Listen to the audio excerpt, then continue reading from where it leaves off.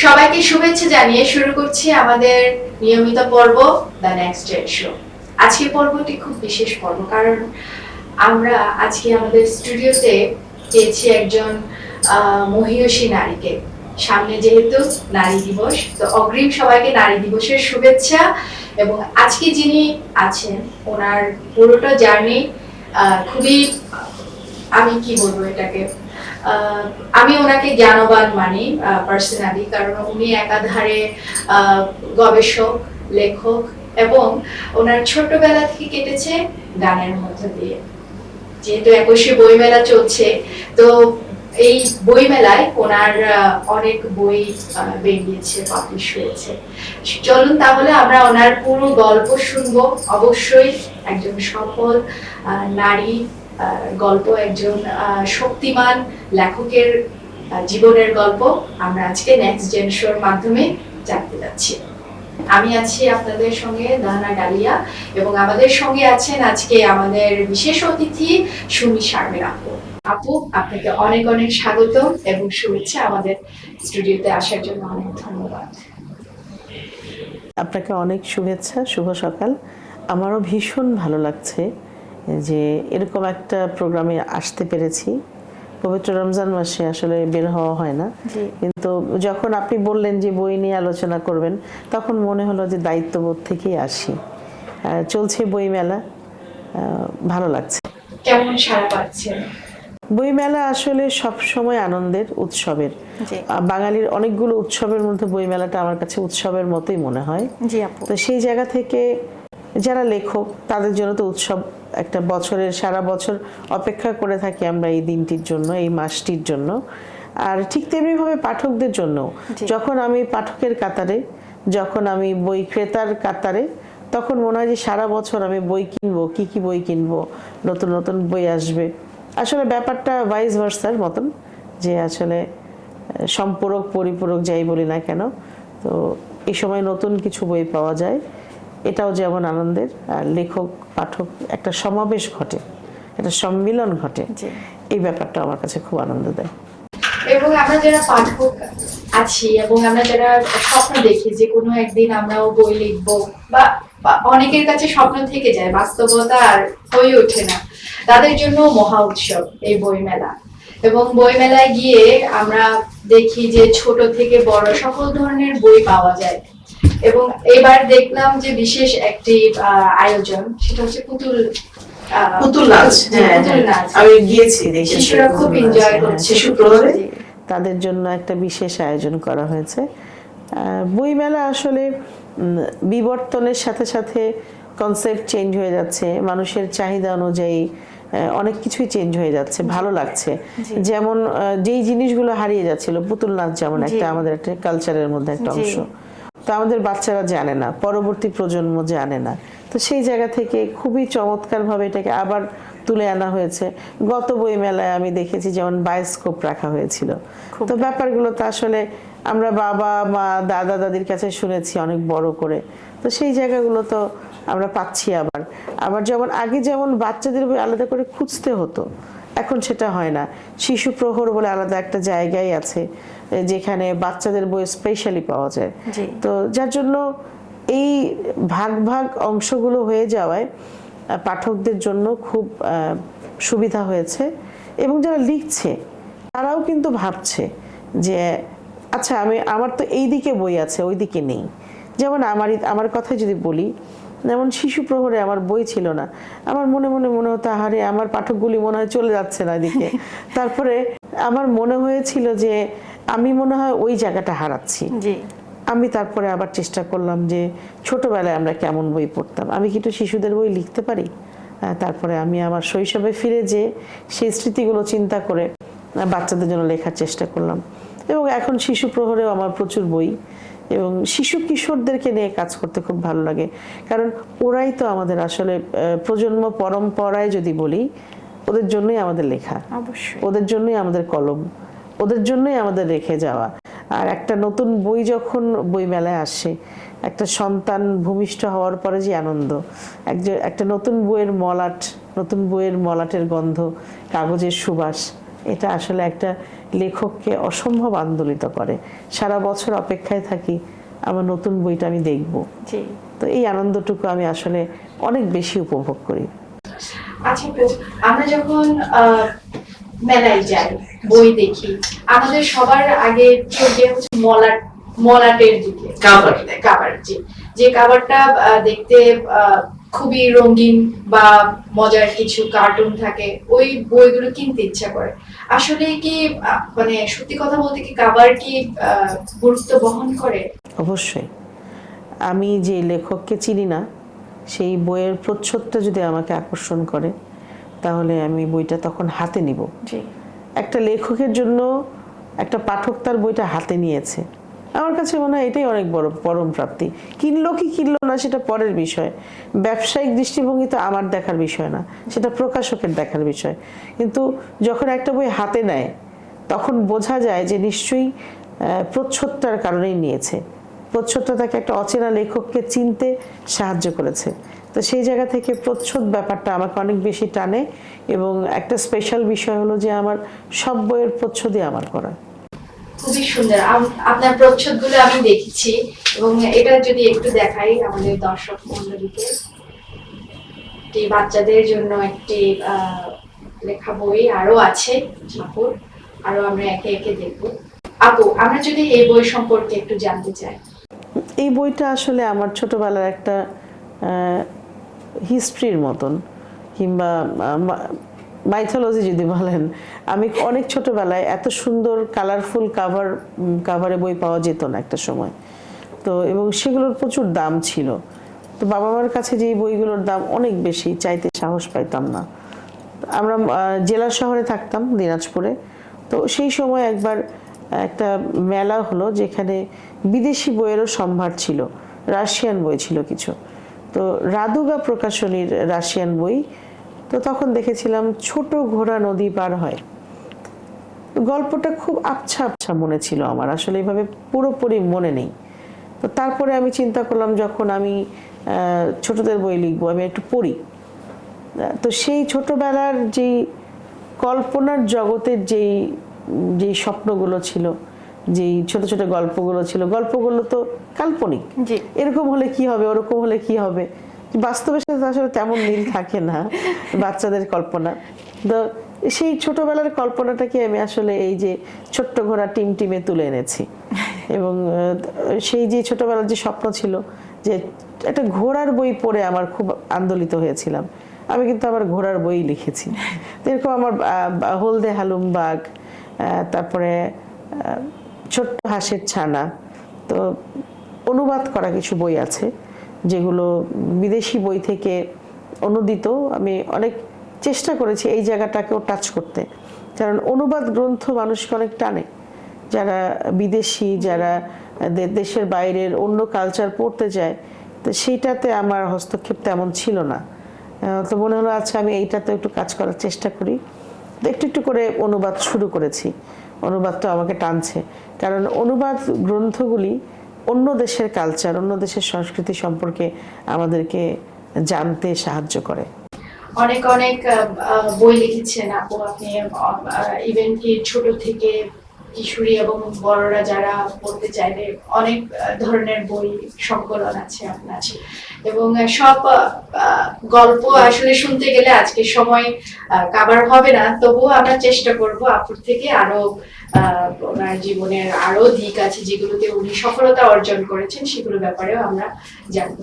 আপু, আপনার নতুন করে একটা লম্বা জার্নি আছে ছোটবেলায়, এবং আপনি চ্যাম্পিয়ন অনেকগুলো, আপনি গোল্ড মেডেলিস্ট, সেই গল্পগুলো একটু শুনি। আমরা জেলা শহরে থাকতাম দিনাজপুরে, তখনও যমুনা ব্রিজ হয়নি ছোটবেলায়। তো আমাদের ঢাকা শহরে তেমন থাকার মতন আত্মীয় স্বজনও থাকতো না। তো প্রতিবার উপজেলা পর্যায়ে, জেলা পর্যায়ে, বিভাগীয় পর্যায়ে, বিভিন্ন পর্যায়ে পার করে তারপর জাতীয় পর্যায়ে আসতে হয়। তো আমার কাছে স্বপ্নটুকু ছিল যে জাতীয় পর্যায়ে পর্যন্ত এসে পারফর্ম করব, এটাই অনেক। কখনো ফার্স্ট হয়ে যাব, কখনো স্বর্ণপদক পাবো, এরকম ভাবিনি। তো নতুন করে জার্নির আগে আমার আরো অনেকগুলো স্বর্ণপদক পাওয়া ছিল। জাতীয় শিশু কিশোর প্রতিযোগিতা যেটা বাংলাদেশ শিশু একাডেমি আয়োজন করে, সেখান থেকে। তো তখন নতুন করে তো তখন বাংলাদেশের একমাত্র টেলিভিশন বিটিভি, সেখানে প্রচারিত হতো। তো এটা তো আসলে একটা অনেক বড় একটা প্ল্যাটফর্ম, যেখান থেকে বড় বড় তারকারা উঠে এসেছে। তো তারকারা তো সবসময় তারার মতোই উচ্চ আসনেই থাকে, তো সেখানে নিজেকে দেখতে কার না ভালো লাগে। তো নতুন করে যখন প্রাথমিক পর্যায়ে বাছাই, জেলা পর্যায়ে, উপজেলা পর্যায়ে, বিভাগীয় পর্যায়ে পার হয়ে যখন জাতীয় পর্যায়ে এলাম, তো তখন মনে হয়েছিল ঠিক আছে, পারফর্ম করব, টেলিভিশনে সবাই, সারা মানুষ দেখবে, আত্মীয় স্বজন দেখবে, এলাকার মানুষ দেখবে, এতটুকুই আমার আনন্দ। এখান থেকে অনেক বড় কিছু পুরস্কার অর্জন করব তখনও মনে হয়নি, কিন্তু মনের মধ্যে সূক্ষ্ম আশা ছিল যে না, আমাকে পারতেই হবে। একটা বিষয় আপু আমাকে খুব আন্দোলিত করে, যে যদি আমি কখনো ফার্স্ট হই, প্রথম পুরস্কার পাই, তাহলে আমাকে এখান থেকে আর সেকেন্ড হওয়া যাবে না। কারণ যে সেকেন্ড হয়েছে, যে থার্ড হয়েছে, সে ট্রাই করবে ফার্স্ট হওয়ার জন্য, কিন্তু যে প্রথম হয়েছে তার প্রথমটুকুকে ধরে রাখাটা কিন্তু তার দায়িত্ব, সেখান থেকে যেন সে বিচ্যুত না হয়। তো নতুন কুড়িতে আমার একটা ভীষণ ভীষণ স্বপ্নময় স্মৃতি। আমার গানের যারা বিচারক ছিলেন, শ্রদ্ধেয় বিচারক মণ্ডলী, শ্রদ্ধেয় ফিরোজা বেগম, বাংলাদেশের কিংবদন্তি, তারপরে নীলুফার ইয়াসমিন, খন্দকার নুরুল আলম, খুব নামকরা ওস্তাদরা, পণ্ডিত অমরেশ রায় চৌধুরী, তো এনারা ছিলেন আমার বিচারক।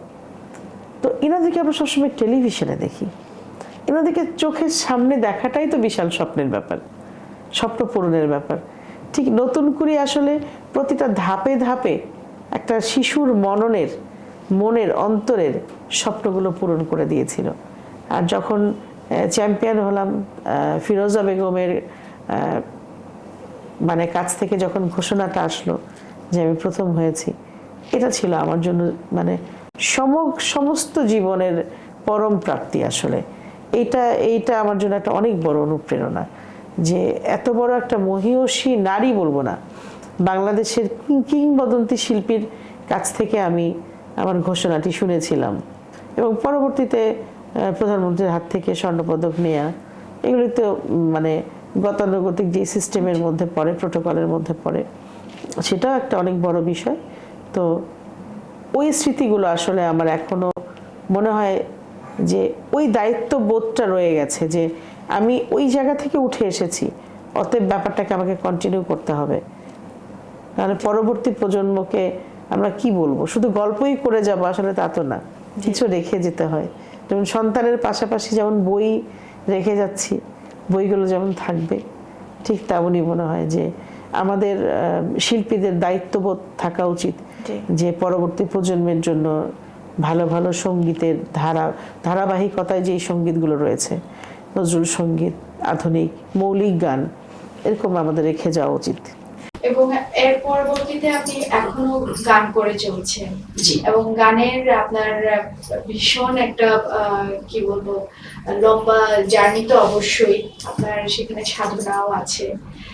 গানের পাশাপাশি আপনি বই লিখেন, এত বই লেখা, এত গান করা, এবং সেটার জন্য আবার একটা রূপে আনা, মানে অ্যালবাম করা, মানুষজন দেখতে পাচ্ছে। তো এর ভিতরে মানুষ কখন এই বড় বড় কাজগুলো একসাথে করতে পারে? আমার মনে হয় যে একটু বয়স বাড়লে করতে পারে, কারণ তার মধ্যে তখন পরিমিতি বোধ বাড়ে, তার মধ্যে পরিপক্কতা বাড়ে। তা আমার মনে হয়েছে যে আজ থেকে 10 বছর আগে আমি যেমন ছিলাম, 10 বছর পরের সুমি শারমিন আমি তা নেই। সঙ্গীতের উপর আপনার বিস্তর পড়াশোনা। আমি সঙ্গীতের উপরে 11 বছর ক্লাসিক্যাল ধ্রুপদের উপরে তালিম নিয়েছি, এবং পরবর্তীতে যে আমাদের সময় সঙ্গীত সাবজেক্টটাই ছিল না, আমার পড়া হয়ে ওঠেনি, আমার পড়া হয়েছে সমাজবিজ্ঞানের উপরে। তো পরবর্তীতে আমার মনে হয়েছে যে সঙ্গীতের উপর আরেকটু পড়াশোনা করেছি, চেষ্টা করেছি, এবং সেগুলোকে লিখে রাখার জন্য কিছু বই আকারে আমার কিছু পাঠ্যপুস্তক যেগুলো বিশ্ববিদ্যালয়ে নিয়েছে, তো সেই বইগুলো রয়েছে। তো গবেষণা আমাকে ভীষণ টানে, এটার মূল কারণ হলো আমার বাবা লিখতেন। আমাকে বাবার অনুপ্রেরণায় আসলে লেখায় আসা। খুব ছোটবেলা থেকে বাবা ছোট ছোট আর্টিকেল লিখতে বলতেন, বিভিন্ন দিবসের লেখা লিখতে বলতেন, বলতেন যে তুমি লিখো আমি ছাপিয়ে দিব। স্থানীয় পত্রিকায় বাবা লিখতেন, বাবা ইত্তেফাকে লিখতেন, ইনকিলাবে লিখতেন, তো বাবা সেটাকে ছাপিয়ে দিতেন। তারপর যখন আমি ছাপার অক্ষরে নিজের লেখা পেতাম, ওটা একটা অন্য রকমের আবেগ। গান করছি, গান শিখছি, স্বর্ণপদক পাচ্ছি, বড় বড় কম্পিটিশনে নিজেকে নিয়ে যাচ্ছি এবং আপগ্রেড করছি। সেই ব্যাপারগুলো যেমন পারিবারিক থেকে যদি আপনাকে উদ্বুদ্ধ না করে, এটা আসলে একার পক্ষে নিয়ে যাওয়া সম্ভব না।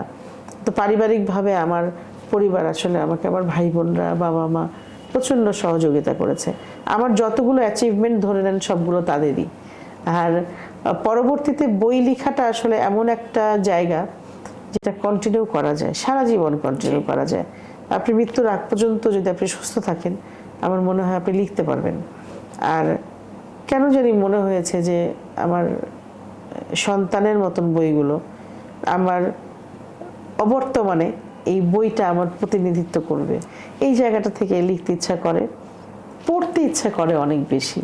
মনে হয় যে আরো পড়ি। আল্লাহ পাক কতটুকু হায়াত রেখেছেন জানি না, যতদিন বাঁচবো মনে হয় যে আরেকটু বেশি বেশি পড়ি এবং লিখি। এই স্থিরতাটা আসলে বয়সের সাথে সাথে মানুষের মনে হয় হয়ে যায়। জি, আপনার এত বড় সাফল্যের চ্যালেঞ্জ কি ছিল? কোনো বাধা ছিল কি? অবশ্যই নারী জীবনে তো বাধা থাকবেই। প্রথমত যেটা যদি বলি, যে জীবন জীবিকা, সংসার চালাতে তো আপনার অর্থ কষ্ট বলেন, যেটা এটা তো থাকবেই। তারপরে আপনি পড়াশোনা করেছেন, আপনি একটা ভালো চাকরিতে আছেন কি নেই। যেমন আমি দীর্ঘদিন চাকরি করেছি, এখনো চাকরি করছি, তো সেই চাকরিটা আপনার মনোপুত হলে আপনার কাজ করতে সহজ হয়। যেমন আমি ব্যাংকে চাকরি করেছি 11 বছর, আমার এটা খুব পছন্দের একটা সেক্টর। তো এখন আছি শিক্ষকতা পেশায়, এটাও ভালো লাগে। এখানে সময় পাওয়া যায় আর কাজ করা যায়, পড়াশোনার মধ্যে থাকা যায়, এই ব্যাপারটা ভালো লাগে। আর নারীদের তো চলাফেরা সবকিছুর মধ্যে, মানে সবকিছু এত সহজ না আসলে। একটা ছেলে বাচ্চাকে যেমন দিনাজপুর থেকে ঢাকা পাঠিয়ে দিলেন আপনি, একটা মেয়েকে তো হুট করে পাঠিয়ে দেওয়া যায় না। তো সেই জায়গায় একটা কমন গ্রাউন্ডে একটা নারীদের প্রতিবন্ধকতা রয়েছে। এছাড়াও যে আমার কাছে মনে হয়েছে যে নারীদের যেই সংগ্রামের কথাগুলো তুলে আনতে গেলে মানুষ এত সহজে নিতেও পারে না। তো যার জন্য এগুলোকে অনেক টেকনিক্যালি বলবো না, যে গুছিয়ে যদি লেখা যায়, মানুষের অন্তরে যদি পৌঁছানো যায়, তাহলে নারীর কষ্টগুলো এবং নারীর সাফল্যগুলো কি করে উত্তরণ করা যাবে। মানে আমি শুধু নেগেটিভ কথাই লিখে গেলাম, বিষয়টা তা না। আমাকে ভাবতে হবে যে কি করে সমাধান দেয়া যায়। প্রতিটা নারীর আলাদা আলাদা সংসার, আলাদা আলাদা স্বপ্ন, আলাদা আলাদা দুঃস্বপ্ন। তো সবটা সফল হবে এমন না, কিন্তু এই গল্পগুলোকে তুলে আনতে গেলে কি করে পজিটিভলি সেই নারীটা সফলতা পাবে। হয়তো আমার একটা ক্যারেক্টার সফলতা পায়নি, কিন্তু বাস্তব জীবনে সেই নারীটি সফলতা পায়নি, কিন্তু কলমের খোঁচায় যদি সেই নারীটিকে একটু জয়ী করে দেয়া যায়, আমার অসুবিধা কোথায়? সেই স্বাধীনতা তো আছে, সেই স্বাধীনতা আমার আছে।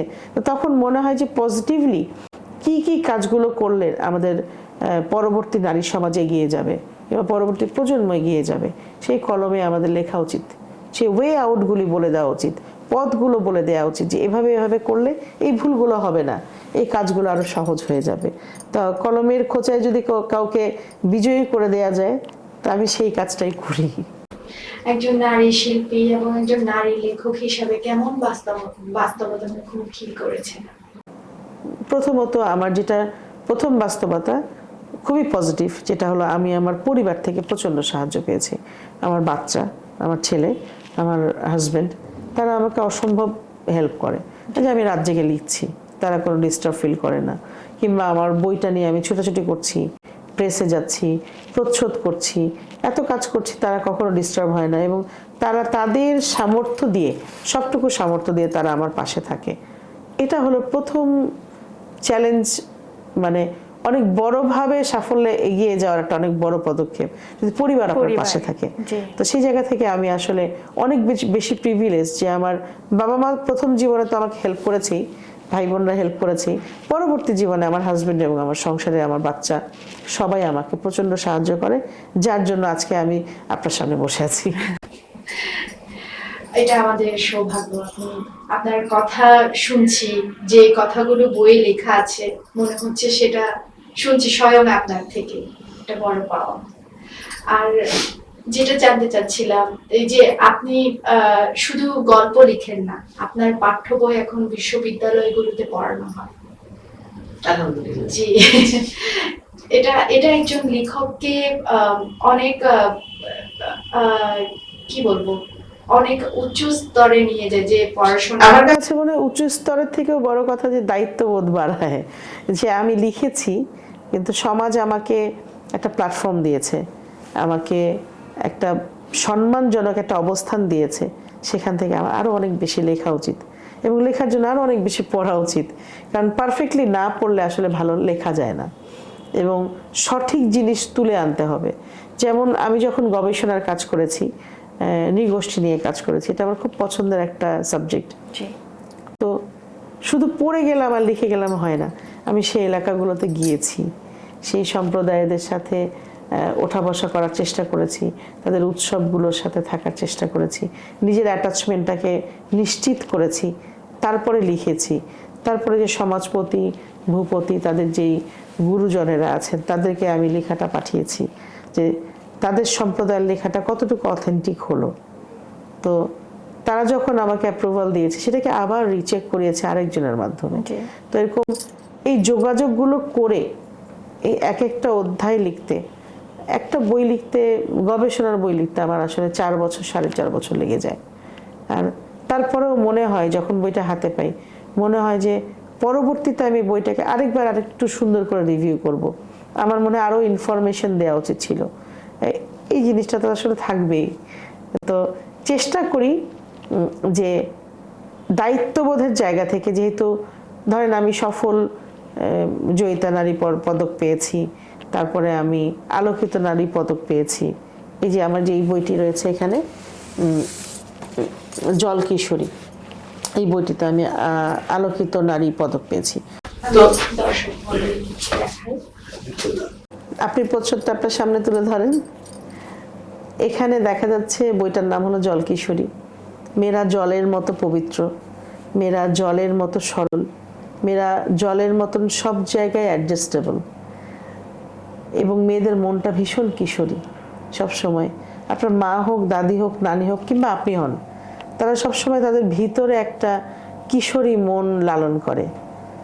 আর জল কিশোরী নাম দিয়েছি যে কোনো অবস্থায়, যে কোনো বয়সের অবস্থানেই তারা কিশোরী মন লালন করে এবং সবাইকে আগলে রাখে, সেই জায়গা থেকে জল কিশোরী। আর প্রচ্ছদটা আরেকবার যদি দেখেন, আমরা যতই বলি যে সমাজ উন্নত, চারিদিকে অনেক বেশি আলোকিত, কিন্তু মেয়েদের মধ্যে কুসংস্কারাচ্ছন্নতা হয়তো নিজেদের মধ্যে থেকেও রয়েছে, সমাজেও কিছু বাধা রয়েছে, যার কারণে এখনো পুরোপুরি মেয়েরা কিশোরীর ব্যাপারটা লালন করতে পারে না, যার জন্য সে হাত প্রসারিত করে দিয়ে রেখেছে যে সে সারা জীবন আজন্ম কিশোরী থাকতে চায়, কিশোরী মন নিয়ে, সবুজ মন নিয়েই থাকতে চায়, এই ব্যাপারগুলো। আর এখানে আমাদের যে সংগ্রামী নারীদের যে পথ চলার বিষয়গুলি ছোট ছোট গল্প আকারে উঠে এসেছে। বর্তমান প্রজন্মের মধ্যে কি সম্ভাবনা দেখেন? বর্তমান প্রজন্মের মধ্যে প্রথমত যে ব্যাপারটা দেখি, তারা অসম্ভব মেধাবী। বর্তমান প্রজন্ম, কারণ আমরা যেমন কম্পিউটার ছোটবেলা থেকে শিখে আসিনি, আমরা যেমন ইন্টারনেট বুঝি না, আমরা যেমন গোটা ওয়ার্ল্ডকে ধারণ করতে পারি না, এখন আস্তে আস্তে করতে হয়, কিন্তু বর্তমান প্রজন্ম শুরু থেকেই সেটা পেয়ে গেছে এবং শুরু থেকে তারা গোটা বিশ্ব কি করছে সেটা তারা জানে। জানার জন্য তারা আসলে অসম্ভব, প্রতিটা ছেলে মেয়ে আমাদের ভীষণ মেধাবী, অস্থির, এটা তো তার কিশোর বেলায় থাকবেই, কিন্তু তারা আসলে জানে অনেক, রিচ করে অনেক।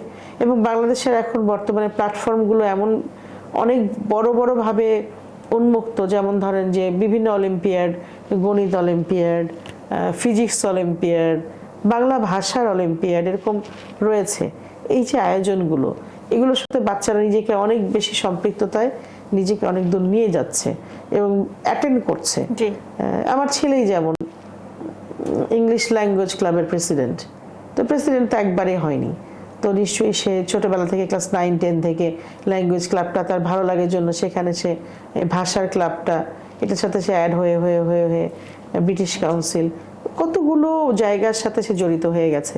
তো এখনকার বাচ্চারা আসলে অনেক বেশি মানে কি বলবো যে মেধাবী, তাদের মধ্যে আমি অনেক সম্ভাবনা দেখতে পাই। নতুনদের জন্য আপনার পরামর্শ কি, এবং বিশেষ করে যারা বহুমুখী প্রতিভা নিয়ে কাজ করতে চায়? এই ব্যাপারে আমার একটু বলার আছে যে বহুমুখী, আসলে বহুমুখিতা ধরে রাখাটা ভীষণ কষ্ট। তো সেই জায়গা থেকে যদি কোনো একটা দুটো বিষয়ে ফোকাস করা যায়, নিজেকে লক্ষ্য ঠিক রাখতে হবে। যেমন আমি গানের শিল্পী হলাম, প্রচ্ছদ শিল্পী হলাম, লিখলাম, এইটা করছি ওটা করছি, এত কিছুতে সব কিছুতেই ফোকাস করলে আসলে কোনোটাতেই আসলে সফল হওয়া মনে হয় সম্ভব হওয়া খুব দুরূহ। হবে না আমি বলছি না, যার জন্য একটা দুটো বিষয় যদি ফোকাস করা যায়, সেটা নিয়ে যদি আগানো যায়, তাহলে সেই জায়গাটাতে সেই লক্ষ্যে পৌঁছানো যাবে। যেমন ধরেন আমি প্রচ্ছদ আঁকি, আমি যদি অন্যের জন্য আমি সারা বছর প্রচ্ছদ আঁকি, কিন্তু এই প্রচ্ছদ শিল্পীটা আমি আমার গান লেখাকে ছাপিয়ে যদি এখানে ফোকাস করতাম, তাহলে হয়তো বা আমার গানের জায়গাটা, লেখার জায়গাটা ব্যাহত হতো। তো সেই জায়গা থেকে আমি ওই জায়গাটাকে আমার স্বপ্নের জায়গায় রেখেছি, এই জায়গাটাকে আমার শখের জায়গায় রেখেছি। প্রচ্ছদ শিল্পটা এটা একটা অনেক বড় শিল্প। প্রচ্ছদ শিল্প চর্চা করতে গিয়ে কি আপনার শিল্পটাকে শিখতে হয়েছে, যেমন আর্ট? ছোটবেলায় আমি ছবি আঁকতাম, এখনো ছবি আঁকি। তখন আমি চারুকলায় পড়তে চেয়েছিলাম, আমার পড়া হয়ে ওঠেনি। সেই শখটুকু আসলে প্রচ্ছদ এঁকে রং তুলিতে আসলে চেষ্টা করি আর কি। আমি দেখতে পাচ্ছি এখানে, এটাকে কি আর্ট বলে? অ্যাবস্ট্রাক্ট। এবং এই অনার্য পুরাণ বইটির নাম নৃগোষ্ঠীদের নিয়ে লেখা নিশ্চয়ই। আমার এই নৃগোষ্ঠীদেরকে নিয়ে সিরিজ আছে, অনার্য পুরাণ, প্রাকৃত জন, তারপরে আরেকটা আছে দেখেন ভূমিপুত্র। জি জি, এই প্রচ্ছদটা আমার ভীষণ প্রিয়। তো এই প্রচ্ছদগুলো আমার করা, এই প্রচ্ছদগুলো করতে গেলে তাদেরকে জানতে হয়, সেই থিমটাকে জেনে করতে হয়। এই প্রচ্ছদটা আমার ভীষণ পছন্দের, আমার কবিতা ভীষণ পছন্দ, নির্জন সাজবাতি। হ্যাঁ, এবছরে বের হওয়া বই এটা, প্রিয় রাখতাম।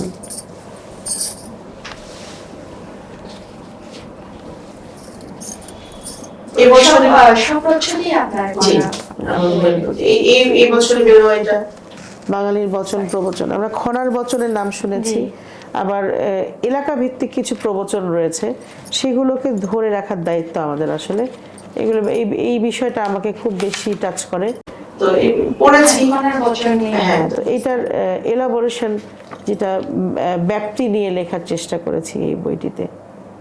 এই বইটিও জনপ্রিয়তা পেয়েছে। খনার বচন সহজভাবে যদি আপনার কাছ থেকে জানতে চাই। হ্যাঁ, যেমন ধরেন যে কলা রুয়ে না কেটো পাত, তাতেই কাপড় তাতেই ভাত, এরকম ছন্দের আকারে খনা কিছু বলে গেছে, কৃষিভিত্তিক। তো কলা গাছে বলেছে যে কিছু কেটো না, তাতেই কাপড় তাতেই ভাত, মানে কলা গাছ থেকে কিন্তু এক ধরনের সুতা বের হয়, কলা গাছটা ফেলে দিতে না করেছে, তাহলে ওখান থেকে কাপড় হলো। আবার কলা বিক্রি করে ইনকাম হলো, আবার আপনার কলার ভিতরের অংশটা কিন্তু খাওয়া যায়। তো অনেকভাবে আসলে এক্সপ্লেইন করা যায়, কিন্তু এটা যে একটা মানে শুধু যে ছন্দের কবিতা ছড়া ব্যাপারটা তা না, এখানে কিছু ইনফরমেশন দিয়ে দেওয়া। তো এরকম খনার অসংখ্য বচন আছে। খনা একটা মাইথোলজিও বলে অনেকেই। খনা একটি মেয়ে ছিল, ভীষণ বিদুষী জ্ঞানী মেয়ে ছিল। তার সময়ে, সেই সময়ে দুর্ভিক্ষ হয়েছিল এবং মেয়েটি যা যা বলতো সেগুলো তখন মানুষ মানে ফলো করে তখন অনেক উপকৃত হয়েছিল। সেই বচনগুলো মানুষ মনে রেখেছে। বর্তমানে কি প্রজেক্ট নিয়ে ব্যস্ত আছেন এবং ভবিষ্যতে পরিকল্পনা? একটা বিষয় আপনাকে শুরুতেই বললাম যে নৃগোষ্ঠী আমাকে অনেক বেশি টানে। তো এটার বিষয় এই বিষয়টাতে আমার অনেক বেশি লেখার আরও ইচ্ছা আছে। বাংলাদেশের গেজেটভুক্ত 50টি নৃগোষ্ঠী নিয়ে কাজ করা আমার হয়েছে। তাদের যাপিত জীবন নিয়ে কাজ করা হয়েছে, ধর্ম, জন্ম, মৃত্যু, বিয়ে, রিচুয়াল নিয়ে কাজ করা হয়েছে। এখন আমার ইচ্ছা আছে প্রতিটা সম্প্রদায়ের আলাদা আলাদা করে একটি বই আকারে যদি বের করতে পারতাম। ধরেন যে মাহালে সম্প্রদায়, মাহাতো সম্প্রদায়, মুন্ডা সম্প্রদায়, চাকমা, মারমা, পাহাড়ি, সমতল, এই সবগুলোকে যদি প্রতিটা সম্প্রদায় সম্বন্ধে যদি আমি আরো একটু বেশি জানি, তাহলে তাদের সম্পর্কে আরো অনেক বেশি লিখতে পারবো। তাদের ভিতরের দুঃখ কষ্ট, যাপিত জীবনের যেই বিষয়গুলো। এবং আরেকটা বিষয় আপু, ট্রেডিশনাল অনেক বিষয় যেগুলো আমরা হারিয়ে যাচ্ছে।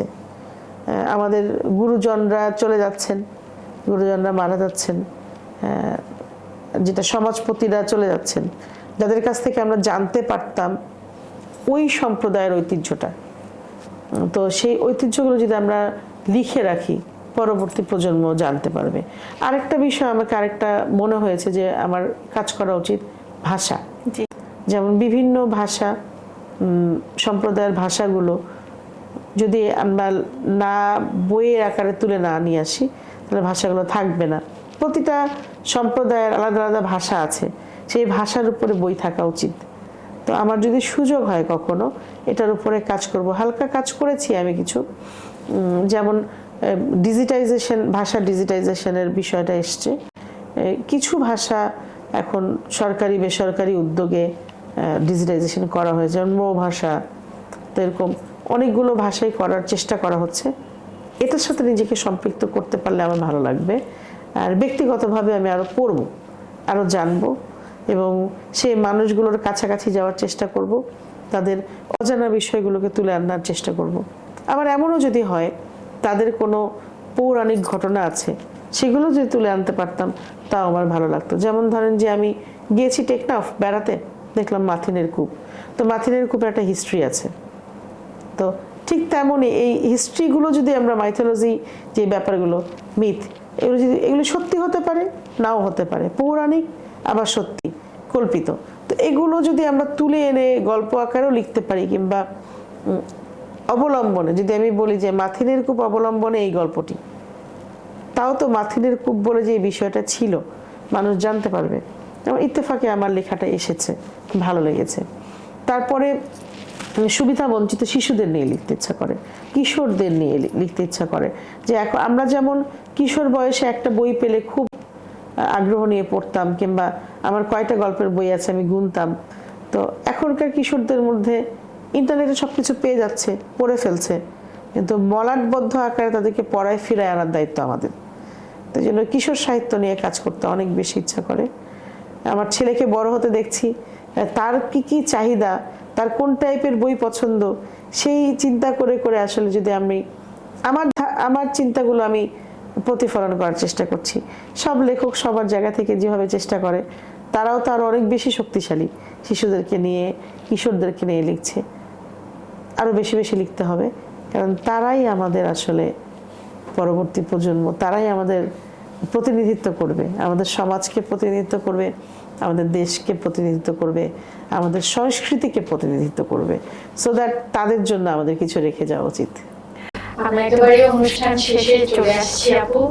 একজন প্রজ্ঞাবান মানুষের সঙ্গে কথা বলতে পেরে আমি সত্যি ধন্য।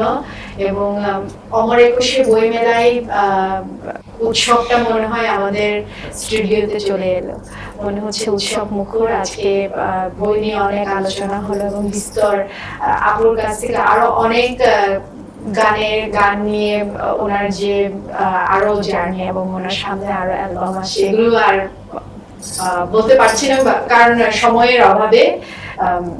তবে ধন্যবাদ জানাতে চাই আমাদের স্টুডিওতে এত ব্যস্ততার মধ্য দিয়ে আসার জন্য। আমার আরেকটি বিষয় যেটা রয়েছে সেটা যে আমি গীতিকবি, গীতিকার। লেখার পাশাপাশি আমি গানও লিখি। আমি বাংলাদেশ বেতার টেলিভিশনে এনলিস্টেড গীতিকার। তো আমার লেখাটা গান আকারেও চলে যাচ্ছে, এটাও আমার কাছে একটা আনন্দের বিষয়। আমি জানি না আপুর এই একজন শক্তিমান দীক্ষক এবং সুন্দর চিন্তাশীল ব্যক্তি, সফল নারী আমি কতটুকু সুন্দরভাবে তুলে ধরতে পেরেছি নেক্সট জেন শোর মাধ্যমে। সবাইকে আগামী পর্বের শুভেচ্ছা জানিয়ে আমরা আজকে এখানে শেষ করছি। পুরো টিমের জন্য আমার শুভকামনা এবং আপনাকে অসংখ্য ধন্যবাদ আমাকে আমন্ত্রণ জানানোর জন্য। অনেক অনেক শুভেচ্ছা। শুভেচ্ছা।